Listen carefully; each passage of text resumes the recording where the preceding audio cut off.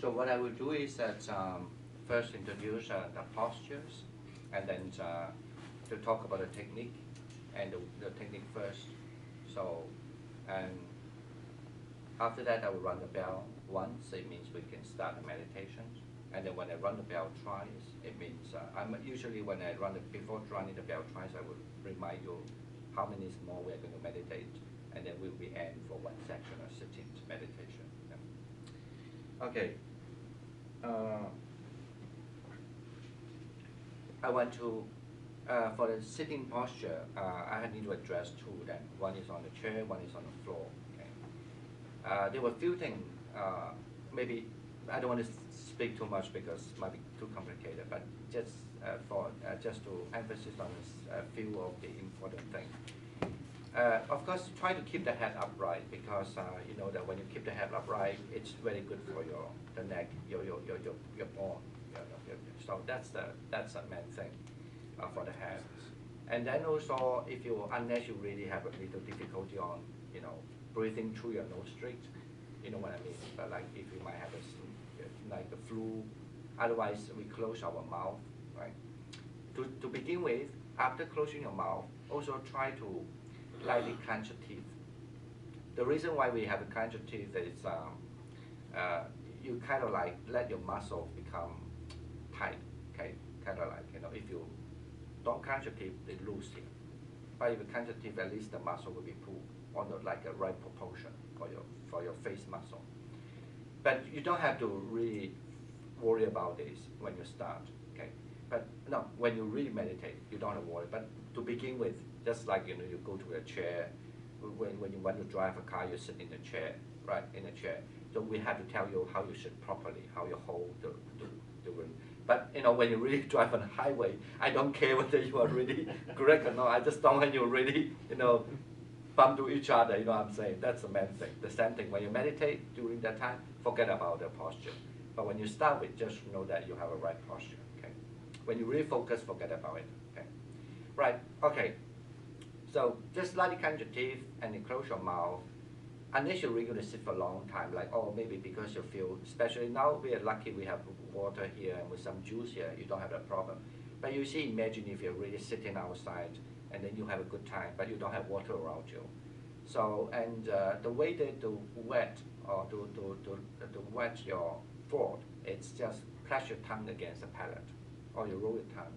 Many people told me that already. Sometimes when they do meditation for a long time, they just don't want to bother to get water, maybe because of long distance.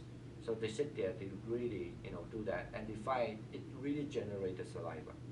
That's the way, and that's how you keep the throat wet.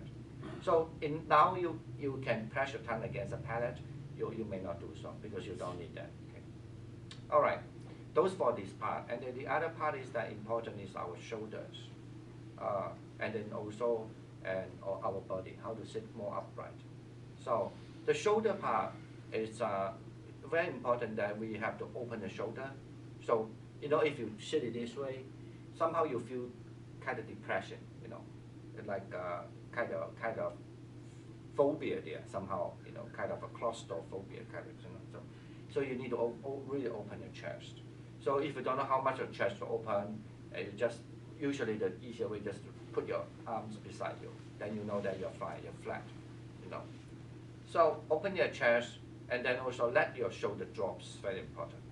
So, but how to feel the shoulder drop is difficult because we also think that so the tense of shoulder. So this is dropping now. So you need to let your shoulder really drop, right? Relax. Now to help your shoulder drop, and that has to connect to our arms, the best way, you have to feel these elbows drops. Put it this way. If I sit this way, you see the tense is over here, right, on the forearm. The shoulder drop is very hard. So unless you do this, right? So that's the reason why some people they sit. I don't mean they are not good meditators. They can be very good meditators. I'm just talking about posture. So it's then they will become that. That's because it's very clear because they put the arms over this way. And people, whenever they are good meditators, they usually automatically the shoulder drops. But the way to help them to drop is only when they drop the body, right? So that's why if you want to shoulder drops in a better way, is you have to keep the arms more close to you. Either you want to sit this, even this is fine, but depends on how, if you have long arms, of course you can keep it here, right? But if you don't, you just keep your arms here. So the important you feel this, the elbow drops. Let's say, when you keep it this way, you can hold it, you can tuck it this way, you can put it this way, right? And this, that's fine. But you have to feel like you almost can do the chicken dance, I'm saying. So that, because your shoulder can, your arms can move really freely, that's it. Or sometimes we say just keep your arms close to you, it's much easier, okay? Get it now? Now feel it, when that shoulder drops, when this, if you feel the elbows really become a center of your arms, so like, you feel you can easily pull your shoulder down, right? Okay, that's the one of the important tips.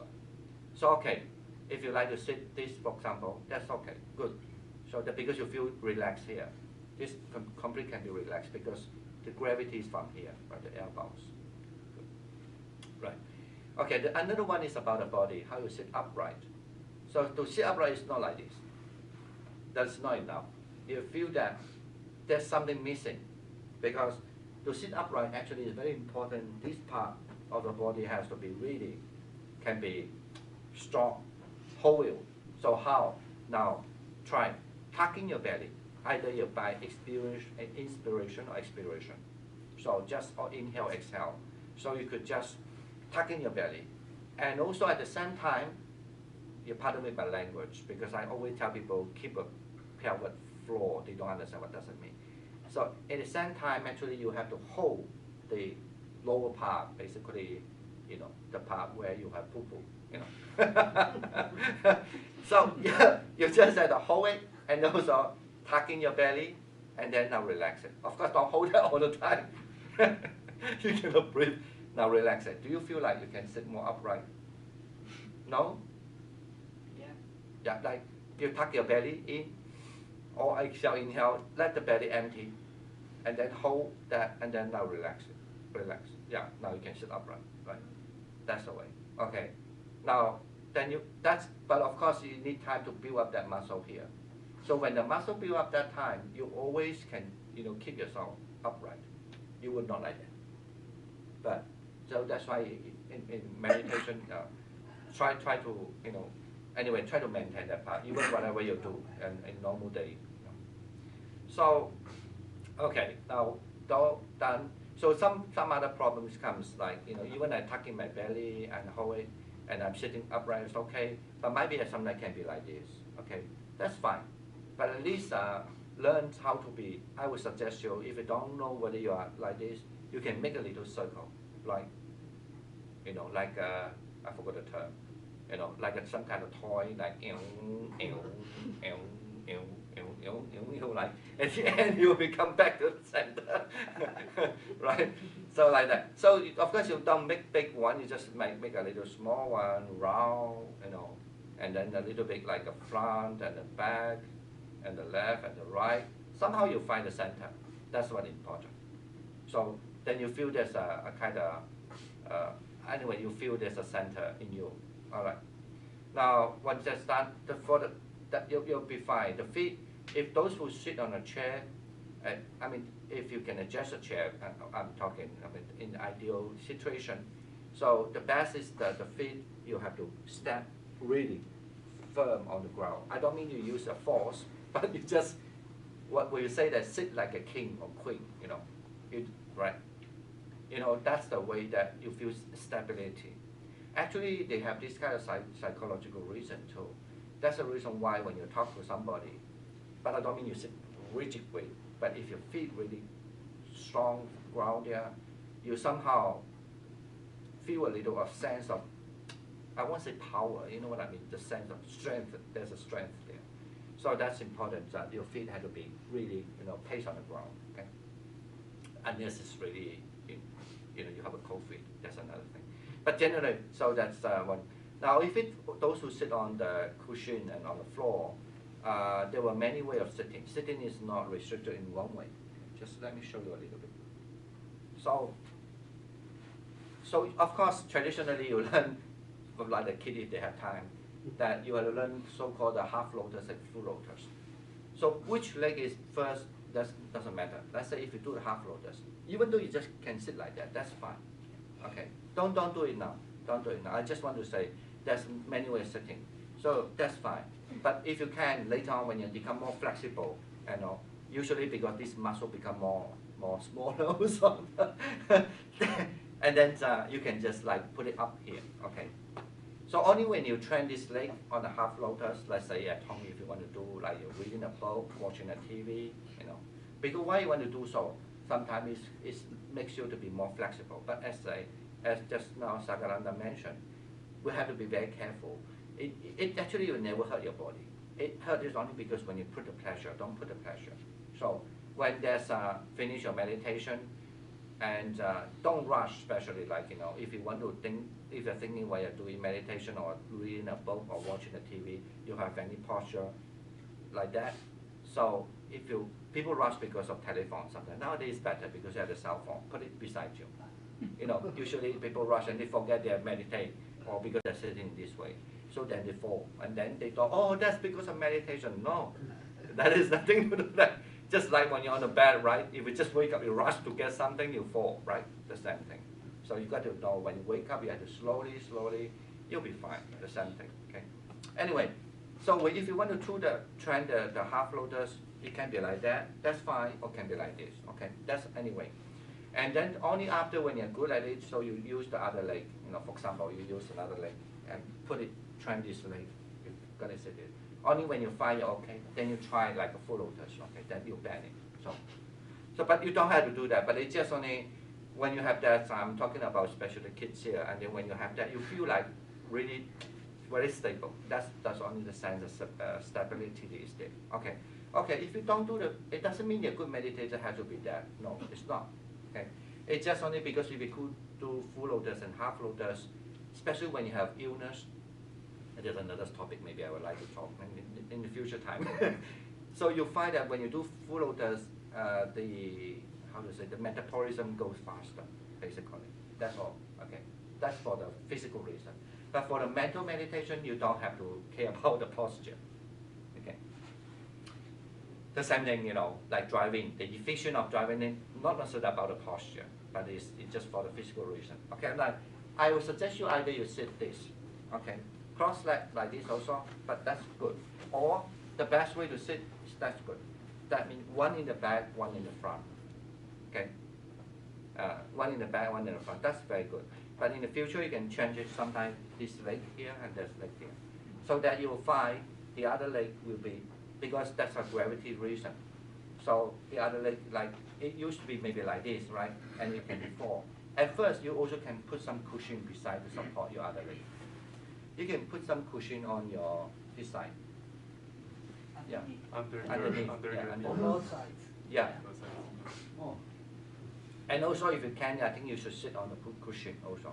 Yeah. Take one of the cushion. If you don't want to, that's okay.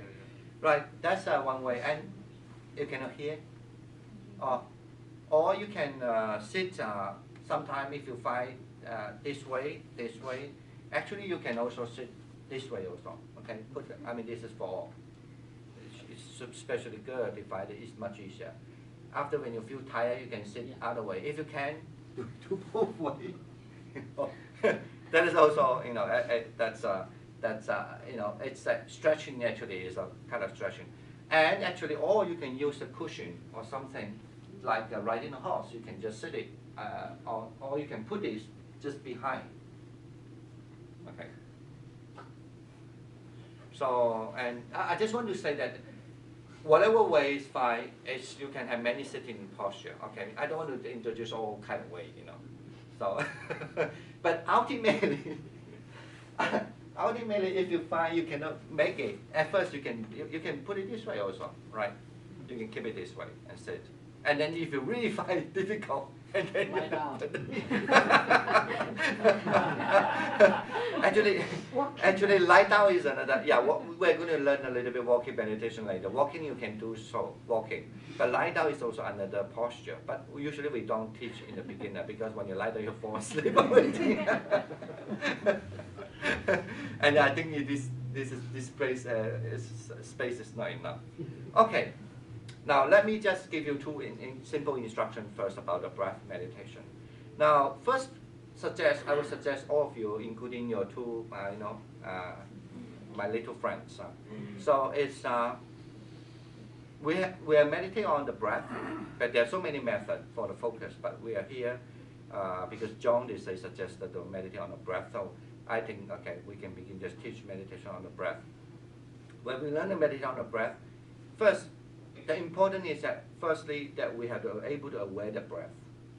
So either you aware the breath here, like you know you're breathing in, breathing out, or you just conceptually know you're breathing. Conceptually know I'm in breathing, but you don't feel anything, but of course you know you're breathing, right? You just conceptually know I'm in, I'm out. So that's the one way. Or you feel something in the body, like the chest moving, right? So that chest moving is have to do with the breath. So expanding, contracting, expanding, contracting, you know that. Or you feel the belly. Does the belly become bigger, smaller, bigger, smaller? Either the way. But important just you have to that's because it's directly related to the breath. So you just know you're breathing. But as I say, remember again, either it's around your nostrils, you feel there's something here breathing, or conceptually you just know breathing, it doesn't care. It doesn't matter where is it. Or you feel the chest or feel the belly. Okay, that's one thing. Second, if you find, because it can come to the moment, you find, I've got so many things, my mind is fully occupied, right? If I don't meditate, I never know I have so many thoughts. But when you meditate, the thoughts so much, how can I do it? So you must find a way to deal with it, especially for the little friends here. So when so many thoughts come to you, so you have to learn how to do breathing meditation, but you can cope over the problem. How? You should do counting, okay? Counting. Just count. Any number you like, but more than 5, less than 10, okay? Some people prefer 7, it's a lucky number for them. Something 8 is a lucky good number, or some 10, depends. But don't do it more than 10 and not less than 5, okay? But don't change the number, okay? If you think 8, don't change now, it's 6 now, then 8 now. 8, and then it's 7 or 10, no, don't. Just 8, say that, okay? Now, count. So you know that you're breathing. One breath, one count, okay? Count 1, 2, 3, 4, 5, 6, 7, 8, and then again 1. But when you count another 1, you must have a mental make a note. You know there's 1 round. You have make 1 round, right? Up to 8. So 1, 2, 3. So I'll count 8. You try to continuously make it to 10 rounds. Get it now? And then, yes. Good question. When you say count, let's say I choose number 8. So breathing slowly while I count to 8, and then count to 8 again to exhale, No, one breath, 1 count. So one the breathing in 1, breathing out 2. Oh, that kind. Breathing in 3, breathing out 4, and then I was thinking what I'm going to eat, you know, why should I run away, why I'm here and all this, and then what did I do? Then of course that's part of meditation actually. Don't think it's don't judge, don't make a judgment, good or bad. No, it's normal. Okay, now then you back. Did I count 3, 4, 5, or 6? If you don't remember, back to 1 again. Like 1 breath 1, out breath 2, in breath 3, out breath 4, like that. And then come back. Now 5, and something else, 6. If you still remember what number, and then you know your 1 round goes or 2 rounds go. The same thing. If you have, because you have distraction, and then you don't remember how many rounds you were. Maybe you're in the 5th round, but you don't know if 5th or 4 or 3. It's fine. Just make it 5. Just make decision. Don't struggle there. You know, be decisive. In meditation, very much important. Be decisive. Okay, make it 5. 5 rounds. I go. Start again. 1, 2, like that. So you make it until 10 rounds, okay? If you like to count until 8, make it 10 rounds, and then you need to do reverse order, okay? That means one breath, one, then you start with 8, 7, okay? Get it back, get it now. Make a reverse order counting. When you're able to make it 10 rounds to the what we call the ascending order, and then back to make the counting for a reverse order, that means you've been almost counting how many rounds? 20 rounds, right? But after I'm not going to count now. 20 rounds you have 20 rounds multiplied by 2. What means 160 breath you're counting. Okay, you've been able to count quite okay. So after that you should abandon the counting, and then you just observe the breath. You find that you're much easier. Okay. First start with the breath away, but if you find really disturbed, and then start counting. But I would suggest when you count, as a beginner, start to count until 10 rounds for the ascending order, and then 10 rounds for the descending order, and then back to the 0, right back to the 1, right? Back to the 1, and then you abandon the counting, put that aside, and just observe your breath. Okay? Now, first observe the breath either on the chest or belly or here, or just feel that you know or just conceptually know your breathing, and then after that, if you can make it more clear, just aware the breath. There's a long breath or the short breath. Okay. Don't. One important thing before we start: do not control your breath, because your physical will tell you what they need.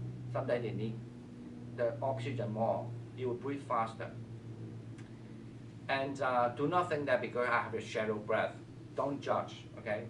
That I have a shallow breath, I'm dying. No, of course no. Never. You know, I don't want to explain that why. Anyway, so you know you have a shallow breath. Now you have a deep breath. That's okay. Okay. But first, just only know where you have in breath and out breath, in breath and out breath. Okay. Shall we just try a little bit now? And then remember, after if you want to adjust a posture, do adjust your posture. And also, when you start the meditation, forget about your posture if you can, the best. Just like driving a car, you're first driving on the highway, right? You don't look at, am I sitting right? No, just drive. You know, the mentor will say, just drive, keep on, and to the end, right? All right, good.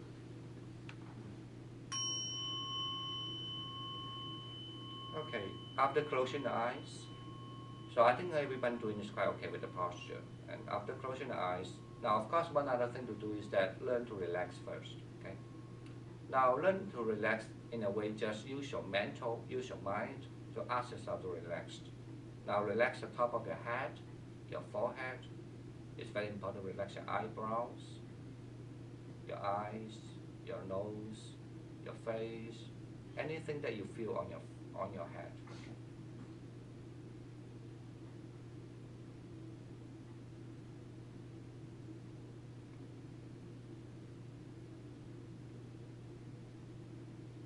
And then now move down to relax your neck.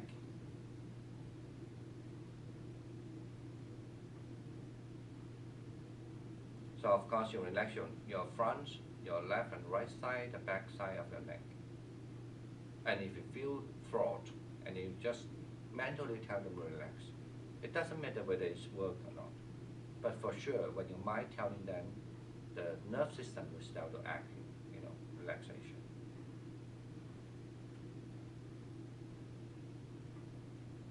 And then now start to relax your shoulders,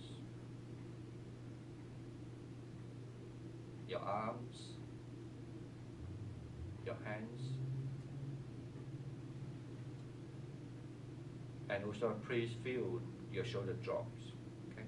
If it's not dropping well, let them to drop.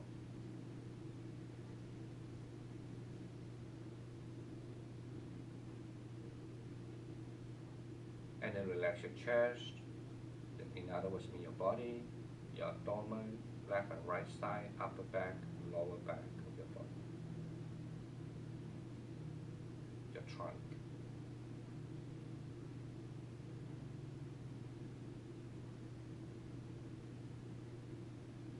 And then relax anything below your waist, up to your feet, and then your toes.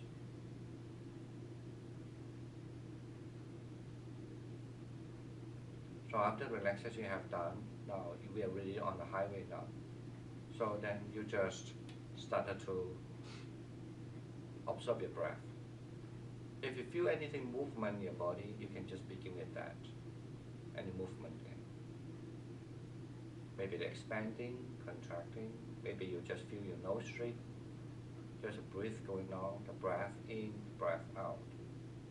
Or maybe conceptually you just know you're breathing.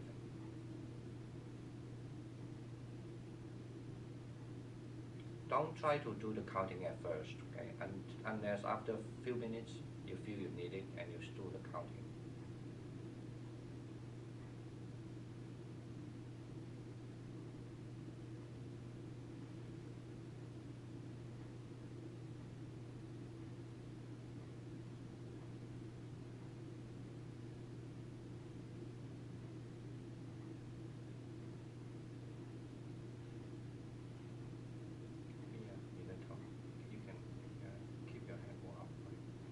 Otherwise you will feel a little difficult later.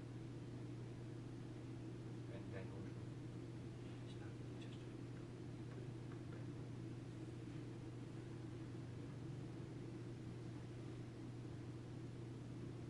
try first. If after some time you find difficult, and then you just use counting.